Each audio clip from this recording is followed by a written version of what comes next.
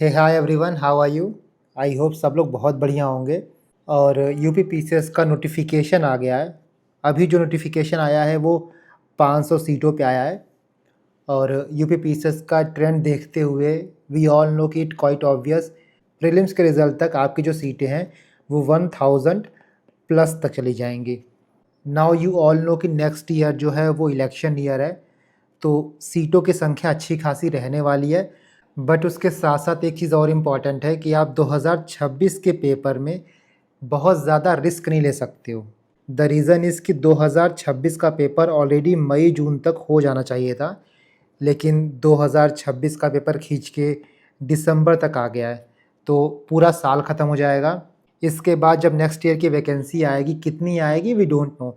That is why 2026 के paper को बहुत लाइटली आपको लेके नहीं चलना है। आपके हाथ में अभी 5 महीना है, हम डिटेल में बात करेंगे कि क्या कैसे करना है। लेकिन 5 महीनों को आप इस तरीके से मत देखना कि बहुत ज़्यादा टाइम है और सब कुछ आराम से कर लोगे आप। अभी से आपको इस तरीके से प्रिपेयर करना है कि आपका एक-एक दिन निकल रहा है, राइट?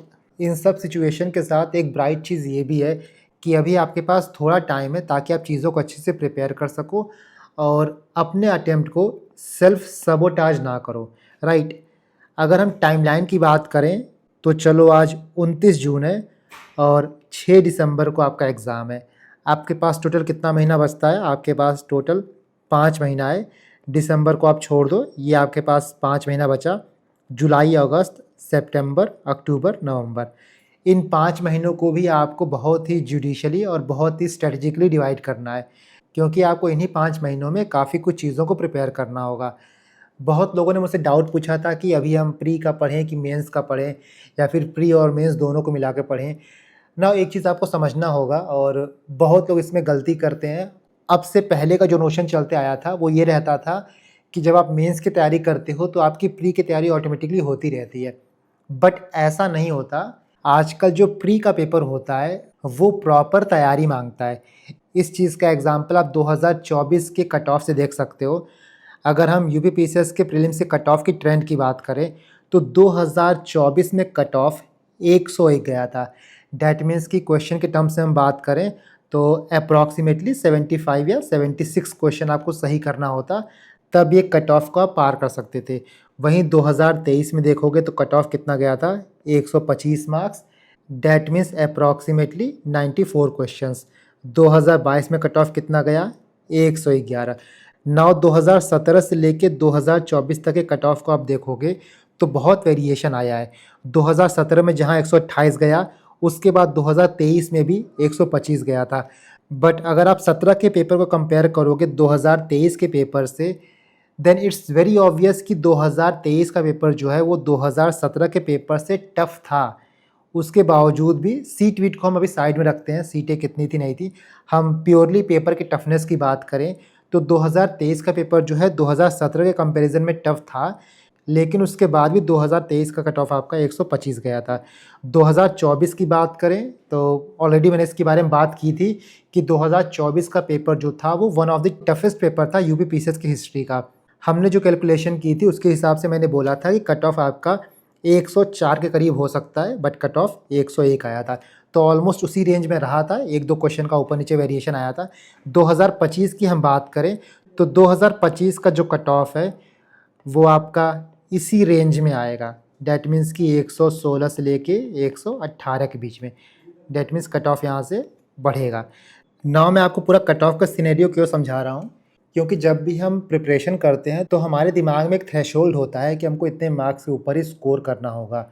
और जब आपको पता रहेगा कि किस पर्टिकुलर ईयर में क्या कट ऑफ गया था, तो आप पेपर की क्वालिटी को देख के, पेपर के टफनेस को देख के ये जज कर सकोगे कि मेरा लेवल कितना है। बिकॉज अल्टीमेटली ये एग्ज़ाम तो रिलेटिव एग्ज़ाम ही है। यहाँ पे क्लास 10th 11th 12th की तरह नहीं है कि आपको 33% लाना है आप पास हो जाओगे। यहाँ पे यूपी पीसीएस को 15,000 बच्चे सेलेक्ट करने होते हैं। अगर 15,000वां बच्चा 101 पे रुक गया तो वहाँ पे कट ऑफ बन जाएगी। अगर 15,000वां बच्चा 125 पे चला गया तो वहाँ पे कट ऑफ रुक जाएगी। डैट इज़ वाई आपको अपना एग्ज़ाम में ए गेम प्रेजेंट करना होता है। कभी भी आप ये सोच के एग्ज़ाम में नहीं जाओगे कि मैं इतना ही स्कोर करूँगा, मेरे मार्क्स इतने ही आएंगे। 125 से कट ऑफ ड्रॉप होके 101 चला गया और 101 से ये इंक्रीज़ भी होगा। काफ़ी लोग ऐसे थे जो 2023 के कट ऑफ को क्वालिफाई कर लिए थे, बट 2024 में क्वालिफाई नहीं कर पाए, इवन दो कट ऑफ जो है वो कम रही थी। सो आपको अपना प्रिपरेशन जो है वो पेपर के चेंजिंग नेचर को देखते हुए करना है। जिस तरीके से इस बार आप देखोगे यूपीएससी ने पैटर्न बिल्कुल बदल दिया है। यू नेवर नो कि यूपी पीसीएस क्या करे, बिकॉज हमने हमेशा देखा है कि यूपी पीसीएस यूपीएससी को फॉलो करता है, माइग्रेशन के इशू को छोड़ के बाकी हर चीज़ों में फॉलो करने की कोशिश करता है। सो क्वेश्चन का पैटर्न हो गया, डिफ़िकल्टी लेवल हो गया। इनफैक्ट आप 2025 के मेंस के पेपर को भी देखोगे तो बहुत अच्छा पेपर आया था। आई वुड से कि बहुत अच्छा पेपर आया था। लोग उसको टफ़ कहते हैं, बट मुझे लगता है कि पेपर अच्छा था, क्योंकि जो सच में हार्ड वर्किंग है, जो थोड़ा-सा एनालिटिकल सोच सकते हैं, उनको अच्छा मार्क्स मिल सकता है, राइट?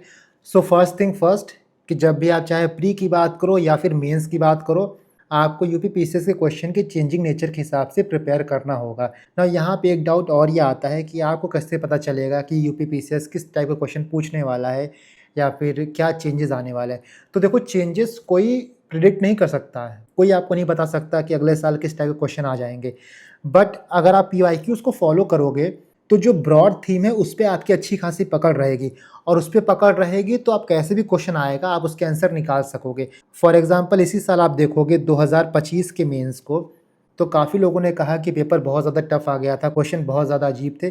पेपर टफ था, नो डाउट, बिकॉज पेपर थोड़ा एनालिटिकल साइड में था, बट बहुत सी चीज़ें ऐसी थी जब आप एनालाइज करोगे, जब आप थोड़ा डीप में जाके पेपर को देखोगे, तब आपको पीवाईक्यूज़ के थीम से डायरेक्टली लिंकेजेस मिलेगा। और यही चीज़ आपको ध्यान में रखना होता है, चाहे आप प्रीलिम्स की प्रिपरेशन कर रहे हो या फिर आप मेंस की कर रहे हो। ना देखो, रिसोर्सेज क्या यूज़ करना है, किस तरीके से पढ़ना है, टेस्ट सीरीज़ को कैसे एनालाइज़ करना है, इनफैक्ट पीवाईक्यूज़ को कैसे एनालाइज़ करना है, इन सब चीज़ों की बात हम एक एक करके करेंगे। सब्सिक्वेंट वीडियोज़ में मैं सब्जेक्ट वाइज स्ट्रेटेजी लाऊंगा। फॉर एग्जांपल हम हिस्ट्री की बात करेंगे, हम साइंस की बात करेंगे, हम यूपी स्पेशल की बात करेंगे, एक एक करके हम सबकी बात करेंगे। बट अभी के लिए आपको थोड़ा सा ये देखना ज़रूरी है कि आप कहाँ पे खड़े हो, आप किस पॉइंट पे स्टैंड कर रहे हो, तभी आप ये डिसाइड कर पाओगे कि आने वाला जो 5 महीना है वो आपका कैसा दिखेगा। मैं आपको कोई एक रैंडम सा प्लान बना के दे दूँ कि आप इस दिन ये करो, इस दिन ये करो, तो वो प्लान सबके लिए सूटेबल नहीं होगा। ऑल्दो मैं आपको एक प्लान दूँगा, बट मेरा प्लान ऐसा रहेगा कि वो बहुत ही फ्लेक्सिबल रहेगा। आप वहाँ पे अपने हिसाब से चीज़ों को ट्विक कर सकोगे। बट उसको समझने के लिए आपको कैसे चीज़ों को ट्विक करना है, क्या ट्विक करना है, आपको ये रियलाइज़ करना पड़ेगा कि आपकी पोजीशन इस वक्त कैसी है। बिकॉज़ कई बार क्या होता है कि जो एस्पिरेंट्स हैं, उनका सबसे बड़ा issue lack of hard work नहीं होता, बल्कि लैक ऑफ सेल्फ अवेयरनेस होता है। देखो, साइकोलॉजी में एक टर्म है ना, उसको कहते हैं कॉग्निटिव डिसोनेंस। दैट मीन्स कि आपकी रियलिटी कुछ और होती है, लेकिन आपका माइंड उस रियलिटी को एक्सेप्ट नहीं करना चाहता। इसीलिए कभी स्टूडेंट्स प्री पढ़ते हैं, कभी मेंस पढ़ते हैं, कभी टेस्ट सीरीज़ पढ़ते हैं, कभी कोई न्यू बुक पढ़ने लगते हैं, बट डायरेक्शन कुछ भी क्लियर नहीं होता।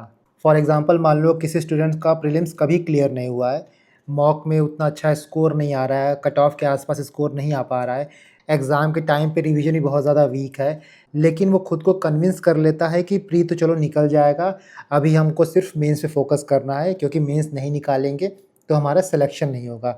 बट यहाँ पे आपको ये समझना होगा कि चाहे हम प्री की बात करें या फिर मेंस की बात करें, इनफैक्ट अगर हम प्रीलिम्स की बात करते हैं तो प्रीलिम्स आपका एक एलिमिनेशन स्टेज होता है। यहाँ पे मैक्स टू मैक्स बच्चों को एलिमिनेट किया जाता है, राइट? तो चाहे प्री हो या फिर मेंस हो, आप किसी भी स्टेज को लाइटली नहीं ले सकते हो।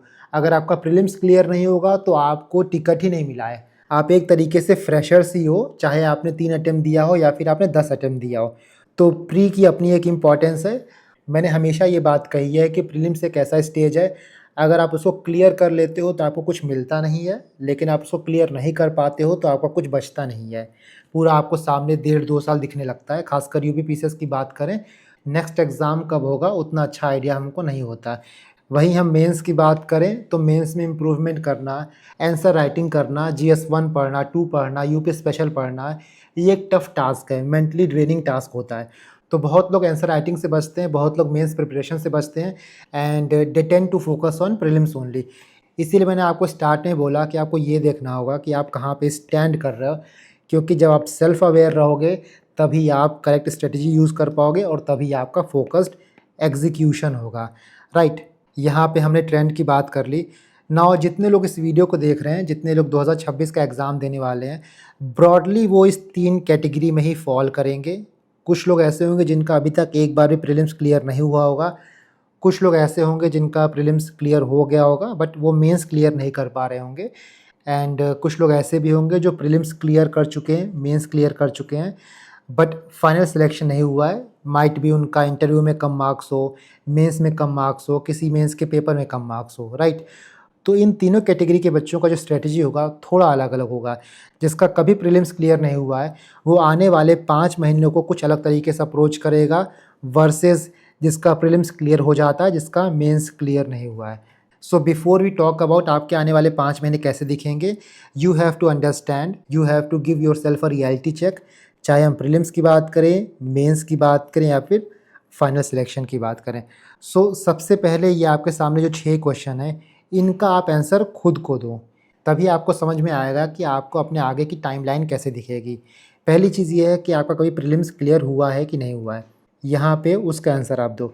अगर क्लियर हुआ है तो कितने कंफर्टेबली क्लियर हुआ है, बहुत आराम से क्लियर हो गया या फिर आप बॉर्डर पे रहे हो। कट ऑफ 101 है तो आपका सिर्फ 102 103 आया है, या फिर कट ऑफ 101 है तो आप 110 115 स्कोर कर रहे हो। ये चीज़ जानना बहुत ज़रूरी होता है, क्योंकि एग्ज़ाम में 1-2 क्वेश्चन ऐसा होता है जो शायद हमारा तुक्का लग जाता है या फिर लक से सही हो जाता है, तो उनको आपको फैक्टर आउट करना होगा, उनको आपको हटाना होगा अपने प्रिपरेशन के लेवल से। द थर्ड पॉइंट इज़ कि आपके कितने अटेम्प्ट हुए हैं और कितने सीरियस अटेम्प्ट हुए हैं। फॉर एग्ज़ाम्पल मैं एक बच्चे से बात कर रहा था, उसने 2 यूपीएससी का अटेम्प्ट दिया था और 1 यूपीपीसीएस का दिया था। ना उस बच्चे का जो यूपीपीसीएस का अटेम्प्ट था वो बस ऐसे ही था, बस उसको पेपर की टफनेस देखनी थी, पेपर किस तरीके से होता है वो देखना था, इसीलिए वो एग्ज़ाम दिया था। तो उसका मान लो जो भी मार्क्स आ रहा है, अगर उसने प्रीलिम्स क्वालीफाई नहीं किया है तो आपके पास एक फैक्टर रहता है कि ये चीज़ें उसने नहीं की थी या फिर पेपर के हिसाब से उसने चीज़ों को नहीं पढ़ा था, इसलिए उसका क्लियर नहीं हुआ। तो आपको ये चीज़ पता होना चाहिए कि अगर मेरा क्लियर नहीं हो रहा है तो क्यों नहीं हो रहा है, रीज़न क्या है, वो बहुत इंपॉर्टेंट होता है जानना, तभी आप उस पे काम कर पाओगे। अदरवाइज़ अगर आप गलती भी सेम करते रहोगे तो रिज़ल्ट भी आपका सेम रिपीट होगा। इसके बाद आपको प्रीलिम्स के प्रॉब्लम को डायग्नोस करना है। Why did I fail prelims earlier? अगर आपका प्रीलिम्स क्लियर नहीं हुआ है तो यहाँ पे आप लिखो, यहाँ पे आप पॉइंट आउट करो क्या रीज़न था। क्या आपका स्टैटिक्स सब्जेक्ट वीक था? क्या आपका करंट अफेयर वीक था? क्या आपने रिवीजन नहीं किया था? क्या आपने पीवाईक्यू नहीं किया था? क्या आपके मॉक में स्कोर कम आ रहे थे? क्या आपकी एक्यूरेसी प्रॉब्लम थी? क्या आपने सिली मिस्टेक किया था? क्या आपका सीसेट का इशू था? क्या आपका टाइम मैनेजमेंट का इशू था? क्या आप प्रॉपरली एलिमिनेट नहीं कर पा रहे थे आंसर्स को? गेस वर्क आपका प्रॉपर नहीं था? तो ये सारे जो रीज़न्स होते हैं वो आपको पता होना चाहिए और इन रीज़न्स के बेसिस पे आप आने वाले पेपर्स को प्रिपेयर करोगे। फॉर एग्ज़ाम्पल मान लो किसी का पॉलिटी बहुत ज़्यादा अच्छा है तो पॉलिटी पे वो कंपैरेटिवली कम टाइम देगा, और साइंस वीक है तो साइंस को थोड़ा ज़्यादा टाइम देगा, इकॉनमी वीक है इकॉनमी को थोड़ा ज़्यादा टाइम देगा। आप जब प्रिपरेशन करते हो तो सब्जेक्ट के बीच में आपको इक्वलिटी नहीं लानी होती है, आपको इक्विटी लानी होती है, राइट। इसी के साथ साथ मान लो किसी का प्रीलिम्स आराम से क्लियर हो जा रहा है, उसका मेंस में इशू आ रहा है, तो यहाँ पे आपको मेंस के प्रॉब्लम को डायग्नोस करना होगा। मेंस में क्यों फेल हुए? क्या आपका कंटेंट जो था वो बहुत जेनरिक था, आपने यूपी स्पेसिफिक एग्जाम्पल नहीं लिखे, आपके आंसर का स्ट्रक्चर वीक था, या फिर आप पेपर कंप्लीट करके नहीं आ पाए, आपकी जो आंसर राइटिंग थी वो इर्रेगुलर थी, आपने डेटा यूज़ नहीं किया, आपने स्कीम यूज़ नहीं किया, आपने एग्जाम्पल यूज़ नहीं किया, आपका यूपी स्पेशल अच्छे से प्रिपेयर नहीं था, जीएस 1 2 3 4 में से कोई पेपर अच्छे से प्रिपेयर नहीं था, एसए प्रिपेयर नहीं था, हिंदी प्रिपेयर नहीं था, प्रेजेंटेशन पुअर था, क्या रीज़न था, ये आपको थोड़ा-सा पता होना चाहिए। आई नो कि मेंस में एग्ज़ैक्टली पता करना बहुत मुश्किल होता है, ख़ासकर इस बार देखोगे तो जीएस 3 में, जीएस 4 में बहुत ही वियर्ड मार्किंग मिली है। चाहे जिनका सिलेक्शन हुआ हो या ना हुआ हो, पेपर की मार्किंग बहुत ज़्यादा पुअर है और बहुत लोग को जो मार्क्स मिला है उसको वो जस्टिफ़ाई भी नहीं कर पा रहे हैं। हर पेपर में अच्छे मार्क्स मिले हैं बट पेपर 3-4 में मार्क्स ड्रास्टिकली बहुत ही वियर्ड है, बहुत ही पुअर है। तो उन चीज़ों को बहुत ज़्यादा आप ऑब्जेक्टिवली जस्टिफ़ाई नहीं कर पाओगे। बट फिर भी अगर हम सरफेस लेवल पे देखें तो आपकी प्रिपरेशन कैसी है? क्या आपने गलतियाँ की थी और किन चीज़ों को आप थोड़ा-सा और सुधार सकते हो? उनको पॉइंट आउट करना बहुत ज़रूरी है, क्योंकि उन पे आप बहुत अच्छे से काम करोगे। And the last one is, अगर आपने इंटरव्यू दिया है, आप इंटरव्यू 1-2 बार देते हुए आए हो, तो आपके मार्क्स कहाँ पे कम हो रहे हैं? 1-2 दिन लेके ना इस चीज़ पे थोड़ा-सा ब्रेनस्टॉर्म करो, क्योंकि जैसा मैंने बोला कि जब तक आप अपनी रियलिटी एक्सेप्ट नहीं करोगे, तब तक आपकी जो स्ट्रैटेजी है वो रियलिटी बेस्ड नहीं होगी, वो आपकी फ़ियर बेस्ड होगी कि मुझे किसी तरीके से क्वालीफ़ाई करना है, मेरा प्रीलिम्स कभी क्वालीफ़ाई नहीं हुआ है, तो मैं साम, दाम, दंड, भेद कुछ भी लगा के क्वालीफ़ाई करूँगा। अभी आपको लगेगा कि आप चीज़ों को प्रिपेयर कर रहे हो, लेकिन लास्ट तक आते-आते ये फ़ियर साइकोसिस जो है ना, आपके प्रिपरेशन को बहुत ही वीक कर देता है। ठीक है, तो ये सारे क्वेश्चन जो हैं वो आपके प्रिपरेशन की दशा और दिशा तय करेंगे। नाउ देखो, यहाँ पे सबसे इम्पोर्टेंट और सबसे क्रूशियल स्टेज उनके लिए होता है जिनका प्रीलिम्स कभी क्लियर नहीं हुआ होता। एक कहावत है ना कि दूध का जला छाछ भी फूँक-फूँक कर पीता है, तो वही हालत होती है कि जिनका प्रीलिम्स कभी क्लियर नहीं होता, वो चाहे किसी भी स्टेज पे हों, प्रिपरेशन के किसी भी लेवल पे हों, 90 टू 95% ऑफ द टाइम वो सिर्फ़ प्री की प्रिपरेशन करते रहते हैं। और यहीं पे आपको ये चीज़ समझना होगा, यहाँ पे मैं स्पेसिफ़िकली सिर्फ़ 2026 की ही बात करता हूँ, आपको आराम से समझ में आएगा। नाउ देखो, जैसा आपका यहाँ पे let me change the colour. Now जैसा देखो यहाँ पे 29 जून हो गया है, आप 2 दिन का टाइम लो, 29 जून का, 30 जून का, थोड़ा समझने में कि मेरा लेवल क्या है और किस तरीके से मुझे आगे प्रिपरेशन करनी होगी, क्योंकि जो मेरा स्टेज रहेगा उसी के हिसाब से मुझे ये देखना होगा कि मुझे क्या पढ़ना है और क्या छोड़ना है, राइट। अभी आपका एग्ज़ाम जो है वो 6 दिसंबर को है, आपके पास ये 5 महीना बाकी है। इसके बाद यूपी पीसीएस में प्रीलिम्स और मेंस के बीच में कम से कम आपको 3.5 महीना मिलता ही है। नॉर्मल ईयर्स में, नॉर्मल कैलेंडर ईयर में आपको 3.5 महीना मिलेगा, बट नेक्स्ट ईयर यूपी में इलेक्शन है, तो ये आप मान के चलो कि 3.5 महीना आपका 4 महीना भी हो सकता है, 4.5 महीना भी हो सकता है। डैट मीन्स प्रीलिम्स के बाद आपको कम से कम 3.5-4 महीना मिल सकता है मेंस की प्रिपरेशन के लिए, जो कि अच्छा खासा दिन होता है। अगर आपका प्रीलिम्स क्लियर हो गया, 6 दिसंबर को आप पेपर दे के आए और आपको ये पता रहे कि चाहे कट ऑफ कितनी भी जाए, मेरा प्रीलिम्स क्लियर हो रहा है, तो आप 7 तारीख से मेंस की प्रिपरेशन बहुत ही फुल फ्लेजेड वे में कर सकते हो। लेकिन अगर आप 6 तारीख को पेपर दे के आ रहे हो, आपको नहीं पता है कि मेरा पेपर कैसा गया है, कट ऑफ क्या आएगा, रिप्रेजेंटेशन क्या देना है, क्या नहीं देना है, तो आपका 1.5-2 महीना बहुत आराम से बर्बाद हो जाएगा। इसीलिए 6 तारीख के लिए हमको प्रिपेयर इस तरीके से करना होगा कि चाहे पेपर कैसा भी आए, कट ऑफ चाहे 125 जाए या कट ऑफ 101 जाए, मुझे यहाँ पे क्लियर करके आना ही है। एक चीज़ और है, एक डाउट काफ़ी लोग बोल रहे थे कि पिछले दिनों कुछ न्यूज़पेपर में ये न्यूज़ आई थी कि इलेक्शन जो है प्रीपोन हो सकता है, नवंबर दिसंबर के टाइम पे हो सकता है। ना देखो, इलेक्शन कब होगा कब नहीं होगा ये तो अभी हमारे हाथ में नहीं है। जो हमारे हाथ में कॉन्क्रीटली है वो ये है कि 6 दिसंबर को पेपर, अभी तक आज के डेट में 6 दिसंबर को ही हो रहा है। 6 दिसंबर को नहीं होगा, आगे पीछे कुछ होगा तो उस हिसाब से हम प्रिपेयर करेंगे, उस हिसाब से थोड़ा-सा अपने स्ट्रैटेजी में चेंज लाएँगे। लेकिन आज के दिन ये सोचने की गलती मत करो कि पेपर बाद में होगा, पेपर पहले होगा। आज के दिन आपके पास एक टाइम है, पेपर जो है वो 6 दिसंबर को ही हो रहा है। ना करे नारायण कुछ दिन आपको आगे पीछे मिला तो आप उस हिसाब से चीज़ों को प्रिपेयर करोगे, ठीक है? बट अभी आपके हाथ में जो डेट है उसको लेके आप अपनी टाइमलाइन को प्रिपेयर करो। दैट मीन्स आज से लेके अगर आप मेंस की बात करोगे तो आपके पास 9 महीना है, 5 महीना ये ले लो, बाकी 3.5-4 महीना प्री और मेंस के बीच में ले लो। अब इन 9 महीनों में से बाद के जो 4 महीने हैं, उनमें तो आप सिर्फ मेंस पढ़ोगे। ये जो 5 महीने हैं, इनको हमको थोड़ा-सा रीस्ट्रक्चर करना होगा प्रीलिम्स में और मेंस में। किस तरीके से आप रीस्ट्रक्चर करोगे? इसी रीस्ट्रक्चरिंग के लिए हमने पूरे अभी तक रामकथा पढ़ी है, सब कुछ देखा है कि आपका पोजीशन क्या है। अगर आपकी पोजीशन प्रीलिम्स को लेके बहुत ज़्यादा वीक है, थोड़ा टाइम आप एक्स्ट्रा प्रीलिम्स को दोगे। आपका पोजीशन प्रीलिम्स को लेके एकदम स्ट्रॉन्ग है और कट ऑफ से आप अच्छा खासा मार्क्स ऊपर स्कोर कर लेते हो, तो आपका फोकस मेंस बेस्ड ज़्यादा होगा, राइट। नाउ देखो, जैसा मैंने बोला, सबसे ज़्यादा प्रॉब्लम उनको होती है जिनका प्रीलिम्स क्लियर नहीं हो पाता। तो आपको क्या करना है, मान लो आपका प्रीलिम्स कभी क्लियर नहीं हुआ है, या तो आपका 1-2 बार क्लियर हुआ है बट कट ऑफ के आप बहुत पास रहे हो, 1-2 क्वेश्चन मान लो ऊपर नीचे हो जाता हो तो आप लिस्ट से बाहर हो जाते। उसके लिए आपको क्या करना है कि जो जुलाई का फर्स्ट वीक होगा, यहाँ पे देखो, ये जो 1 से लेके 5 जुलाई तक का टाइम है, 1 से 5 जुलाई तक का टाइम है, यहाँ पे आप यूपी पीसीएस के इन 3 पेपर को लगाओगे। यूपी पीसीएस के 2023 के पेपर को लगाओगे, 24 को लगाओगे, 25 को लगाओगे। 2023 में कट ऑफ कितनी गई थी? 2023 में 125 कट ऑफ गई थी, 24 में 101 कट ऑफ गई थी और 2025 में ऑलमोस्ट 116-17 कट ऑफ जा सकती है। ना आपको यहाँ पे ऑफिशियल कट ऑफ पता है, और जब आप इन पेपर्स को लगाओगे यहाँ पे करंट अफेयर के भी कुछ क्वेश्चंस होंगे। आप करंट अफेयर के क्वेश्चंस को हटा के जो स्टैटिक पोर्शन है, जो जीएस का पोर्शन है, उन क्वेश्चंस को लगा के देखो कि आपके कितने मार्क्स आ रहे हैं।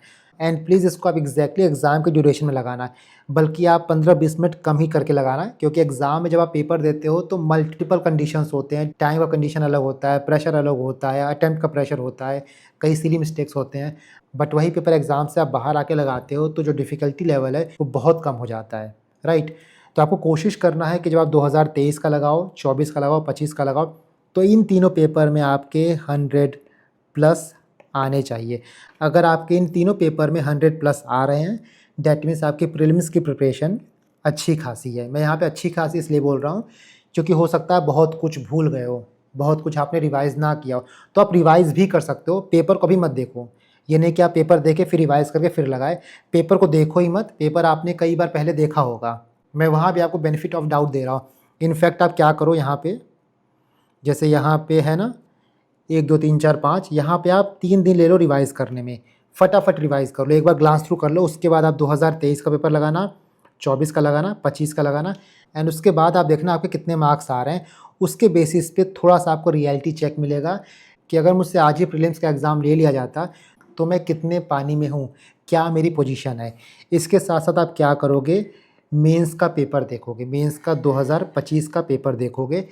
सॉल्व नहीं करना है, ये नहीं कि आप क्वेश्चन को सॉल्व कर रहे हो। जीएस 1 2 3 4 और यूपी स्पेशल का पेपर 5, पेपर 6 एक बार आप देखना, देख के बस ये फील करना कि आपको क्वेश्चन समझ में आ रहा है कि नहीं आ रहा है। जो पूछा जा रहा है उसका आंसर मत लिखो, बट सिर्फ मेंटली आपको देख के समझ में आ रहा है कि नहीं आ रहा है, पूछा क्या जा रहा है, और क्या आप यहाँ पे लिख सकते हो। एक रफ आइडिया आप ले पा रहे हो कि नहीं ले पा रहे हो, या फिर आपको क्वेश्चन बहुत एलियन लग रहा है। तब आपको पता चलेगा कि जब हम प्री और मेंस की बात करते हैं तो कौन सा स्टेज कितना टफ है और किसको कितना टाइम देने की ज़रूरत है, राइट। तो जिनका प्रीलिम्स कभी क्लियर नहीं हुआ है, या फिर जो प्रीलिम्स क्लियर कर लेते हैं लेकिन मार्जिन पे रहते हैं, वो ये चीज़ करेंगे। इसके बाद जो आपका टाइम रहेगा, आपके पास जो आने वाले 5 महीने हैं, वो कुछ इस तरीके से डिवाइड होगा। आपका 2 महीने का स्लॉट एक बनेगा, जुलाई अगस्त। इसके बाद 3 महीने का स्लॉट एक बनेगा, सितंबर अक्टूबर नवंबर। इन 3 महीनों में तो आपको सिर्फ प्रीलिम्स की ही प्रिपरेशन करनी है। यहाँ पे आप मेंस को पूरी तरीके से हटा दोगे। बट जुलाई अगस्त में क्या करना है, 2 बहुत इंपॉर्टेंट चीज़ें हैं। पहली चीज़, यूपी स्पेशल को कंप्लीट करना है। पूरा कंप्लीट मान लो नहीं हो पा रहा है, फिर भी आपको कोशिश करनी है कि एटलीस्ट 75% ऑफ द सिलेबस आपका कंप्लीट हो जाए। अगर आपने यूपी स्पेशल को अच्छे से कंप्लीट कर लिया, पढ़ लिया, होल्ड बना लिया, देन ट्रस्ट मी बहुतों से आप आगे हो जाओगे। इस बार भी आप देखोगे तो यूपी स्पेशल बहुत ज़्यादा स्कोरिंग था। बच्चों ने पेपर 6 में 120 प्लस तक स्कोर किया है, एंड जो पेपर 5 है उसमें रैंक 2 की 118 मार्क्स आया है, राइट। तो यहाँ पे अच्छा स्कोर हो रहा है। पहले जब पेपर इंट्रोड्यूस हुआ था तो उस टाइम पे बहुत से रिसोर्स की अवेलेबिलिटी नहीं थी, बट 2024 से हमने बुक रिलीज़ की और फिर मार्केट में मल्टीपल रिसोर्सेज आए, तो रिसोर्सेज का जो दर्द था वो ख़त्म हो गया था। इसके बाद बच्चों ने रिसोर्सेज के साथ साथ राइटिंग स्किल पे फोकस किया, एंड उस हिसाब से आप देखोगे तो पेपर 5, पेपर 6 में अच्छे स्कोर आए हैं।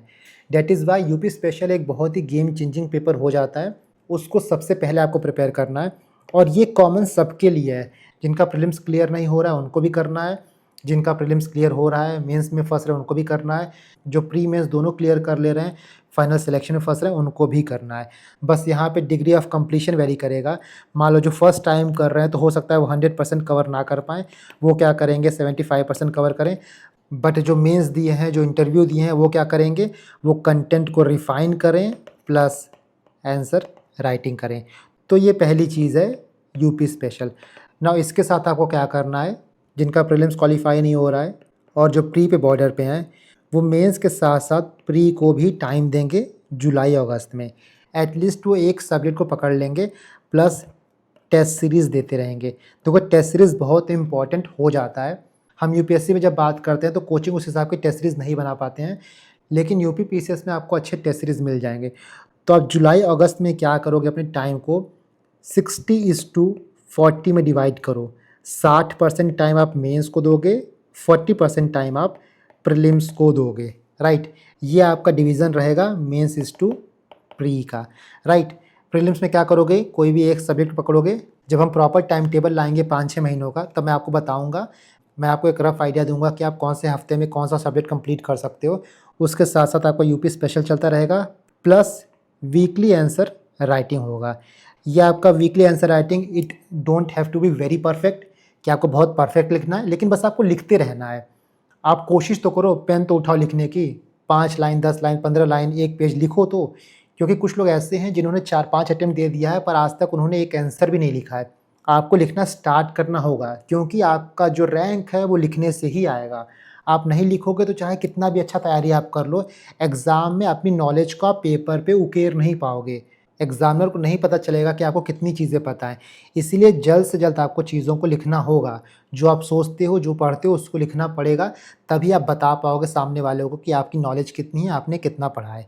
सो जिनका प्रीलिम्स एक बार भी क्लियर नहीं हुआ है या फिर प्रीलिम्स में हमेशा बॉर्डर पे रहते हैं, वो 60% ऑफ द टाइम मेंस को देंगे and 30 to 40% of the time वो प्रीलिम्स को देंगे।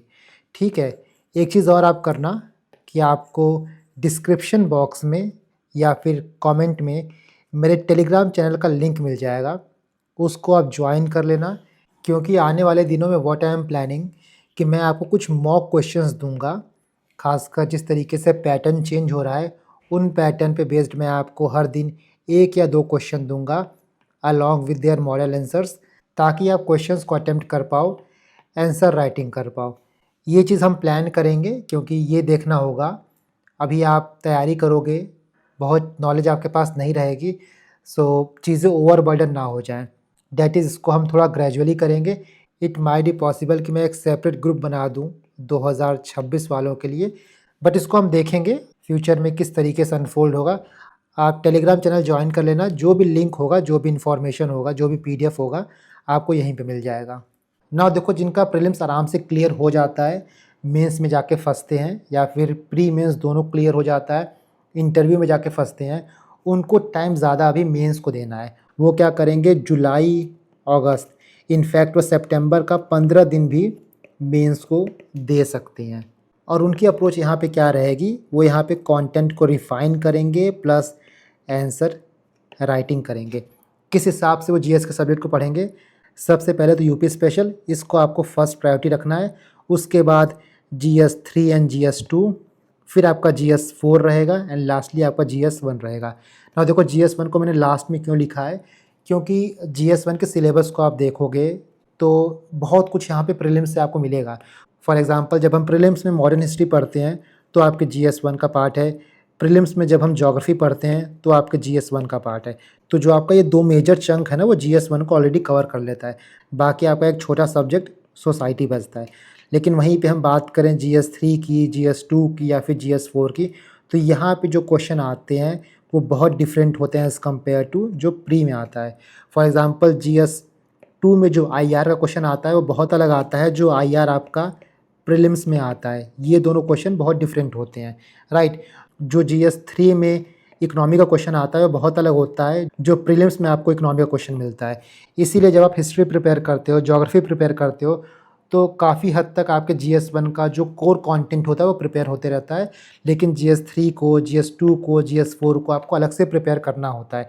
तो आपका सीक्वेंस यही रहेगा जब आप मेंस की प्रिपरेशन करोगे, पहले यूपी स्पेशल, फिर GS3 और 2, यहाँ देखना कि आपका ज़्यादा वीक क्या है, उसके बाद आप GS4 करना एंड लास्टली आप GS1 करना है। यहाँ पे आपके टाइम का एलोकेशन क्या रहेगा, आप जुलाई में पूरा मेंस पढ़ सकते हो, इनफैक्ट आप अगस्त में भी हाफ ऑफ द अगस्त पूरा मेंस पढ़ सकते हो, लेकिन बाकी हाफ ऑफ द अगस्त में आप क्या करोगे, धीरे धीरे शिफ्ट करोगे प्रीलिम्स की तरफ। थोड़ा टेस्ट सीरीज़ लगाते रहना, या फिर थोड़ा पॉलिटी पढ़ते रहना, थोड़ा इकोनॉमी पढ़ते रहना, राइट। तो जिनका प्रीलिम्स क्लियर हो जाता है उनके पास अभी 1.5-2 महीना है सिर्फ मेंस को देने के लिए। बट जिनका प्रीलिम्स बिल्कुल क्लियर नहीं होता, जो बहुत ज़्यादा फंसते हैं, उनको अभी 30-40% प्रीलिम्स को देना होगा। एटलीस्ट टेस्ट सीरीज़ लगाते रहो और एक सब्जेक्ट अपना कंप्लीट करते रहो, पढ़ते रहो। क्योंकि लास्ट में क्या होता है, आप इस 5 महीने को 5 महीना लेके मत चलो, इसको आप 4 महीना ही मान के चलो। क्योंकि लास्ट का जो महीना होता है, जब आप नवंबर में आते हो तो ये महीना बहुत हैक्टिक हो जाता है। यहीं पे आपका करंट अफेयर आता है, यहीं पे आपकी आई दृष्टि आएगी, यहीं पे आपका जो स्टैटिक चीज़ें होता है, जो रट्टाफिकेशन होता है वो करना होता है। तो वो 30 दिन, वो 25 दिन कैसे बीतेगा आपको पता नहीं चलेगा। दैट इज़ वाई कम से कम लास्ट महीने का बफर लेके चलो। आप ये मान के चलो कि आपके पास 4 महीना ही है, लास्ट महीना जो है वहाँ मेरा फाइनल रिवीजन होगा। अभी तक आपका प्रीलिम्स क्लियर नहीं हुआ है, प्रीलिम्स क्लियर करने में आप स्ट्रगल करते हो, तो ये रिस्क आप नहीं ले सकते हो कि आखिरी दिन तक मैं चीज़ों को प्रिपेयर करते रहूँगा। मुझे ये मान के चलना है कि मेरी टाइमलाइन जो है वो 6 दिसंबर नहीं है, मेरा एग्ज़ाम जो है वो 6 नवंबर को ही है, right? This is the exact mindset which you have to follow. इसके साथ हमारे यूपी स्पेशल का कोर्स भी आने वाला है। लास्ट ईयर ये कोर्स बहुत सक्सेसफुल रहा था। मोस्ट ऑफ द रैंकर्स ने हमारे यूपी स्पेशल पे रिलाई किया था, चाहे आप रैंक 1 की बात करो, रैंक 2 की बात करो। So we are making sure कि इस बार भी जो कोर्स है वो आपका वन स्टॉप टू सॉल्यूशन रहे, राइट? चाहे आप यूपी स्पेशल की बात करो या फिर आप स्मैश कोर्स की बात करो या फिर आप लक्ष्य की बात करो, this will be your one stop solution as far as UP PCS is concern. But उससे पहले आपको खुद को थोड़ा समझना होगा कि जब आप प्रिपेयर कर रहे हो, जब आप टाइम टेबल बना रहे हो, अगला 5 महीना डिसाइड कर रहे हो, अगला 4 महीना डिसाइड कर रहे हो, तो किस दिन मुझे क्या करना है और कितने डेप्थ में करना है, वो आपको तभी पता चलेगा जब आपको ये पता चलेगा कि आज आप कितने पानी में हो, राइट? तो उसको रियलाइज़ करने के लिए थोड़ा-सा आप 2-3 दिन खुद को दो। जो मैंने एक्सरसाइज़ बताई है, ख़ासकर ये उनके लिए ज़्यादा इम्पॉर्टेंट है जिनका प्रीलिम्स क्लियर नहीं होता, क्योंकि आई नो कि जिनका प्रीलिम्स क्लियर नहीं हो पाता, जो प्री में फँसते हैं, उनका कॉन्फिडेंस बहुत लूज़ हो जाता है। बट ट्रस्ट मी, प्रीलिम्स बहुत ईज़ी होता है। अगर आप सही तरीके से पढ़ो, सही डायरेक्शन में पढ़ो, क्या चीज़ पढ़ना है उसको पढ़ो, तो प्रीलिम्स आपका क्लियर होने से कोई नहीं रोक सकता। और सही डायरेक्शन में अपनी मेहनत लगाओगे आप, तो सिर्फ प्री नहीं, आपका प्री भी क्लियर होगा, मेंस भी क्लियर होगा और इंटरव्यू भी क्लियर होगा। नेक्स्ट बार के लिए नहीं छोड़ना है कि अगली बार देखा जाएगा, जो भी होगा, जैसा भी होगा, इसी ईयर में, इसी अटेम्प्ट में करना है। 1200 सीटें हैं, कोई ना कोई सीट आपको ज़रूर मिल जाएगी। खुद पे ट्रस्ट करना, और सबसे इम्पॉर्टेंट है कि एड़ी चोटी का ज़ोर लगा देना। एक-एक दिन बहुत इम्पॉर्टेंट है, एक-एक दिन बहुत क्रूशियल है आपके लिए, आपके ग्रोथ के लिए। तो चलो हम नेक्स्ट क्लास में मिलते हैं। नेक्स्ट क्लास में मैं क्या करूँगा कि आपको प्रॉपर 5 महीने का एक टेंटेटिव टाइम टेबल दे दूँगा, ताकि उस टाइम टेबल पर थोड़ा-सा आप रिफ़ाइन करके, थोड़ा ट्विक करके आप बना सको कि आपकी स्ट्रैटेजी कैसी होनी चाहिए, आपको क्या प्रिपेयर करना है। तो मैं आपको क्या करूँगा नेक्स्ट क्लास में, मंथ वाइज़ आपको इस तरीके से टाइम टेबल बना के दे दूँगा कि किस दिन या फिर किस वीक क्या करना है। उसके हिसाब से आपके पास एक ब्रॉड आइडिया हो जाएगा कि मुझे इतने दिन तक या फिर इस दिन तक ये मुझे ख़त्म कर लेना है, ताकि मैं खुद के लिए अकाउंटेबल हो पाऊँ। आज के टाइम पे, आज के कॉम्पिटिटिव टाइम पे, चाहे हम यूपीएससी की बात करें या फिर यूपी पीसीएस की बात करें, अगर आपको पेपर क्लियर करना है तो आपको अकाउंटेबिलिटी मेंटेन करना पड़ेगा। अभी देखो, आपसे कोई नहीं पूछेगा, आपके मम्मी-पापा, आपके पेरेंट्स आपसे नहीं पूछेंगे कि बेटा देखो आपने कितना पढ़ा है, कितने घंटे पढ़ा है। ये चीज़ आपको खुद को बतानी होगी कि मैंने यहाँ पे डिसाइड किया था कि मेरा ये कंप्लीट हो जाएगा, तो मेरा कंप्लीट हुआ है कि नहीं हुआ है। और उसके लिए आपके पास एक टाइम टेबल होना चाहिए, उसके लिए आपके पास आपका एक प्लान होना चाहिए, राइट? तो हम एक टेंटेटिव प्लान की बात करेंगे नेक्स्ट क्लास में, बट उससे पहले थोड़ा-सा आप अपने आप को जानो, इस वक़्त आप कौन से स्टेज पे स्टैंड करते हो। तो चलो, see in the next class.